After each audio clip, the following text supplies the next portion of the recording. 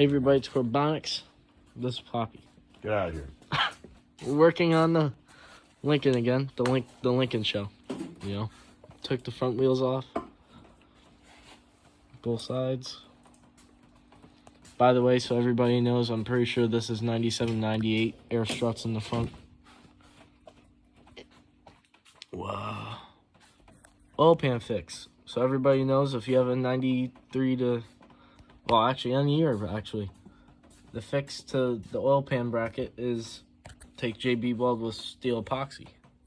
Like that man over there. He's the JB Weld man. Right now we're letting the rear brake calipers drain out. I'm painting those calipers tomorrow morning. Sandblasting them, doing them right. All the brakes are off on the back. Just preparing everything for tomorrow. The first thing we did was take the wheels off.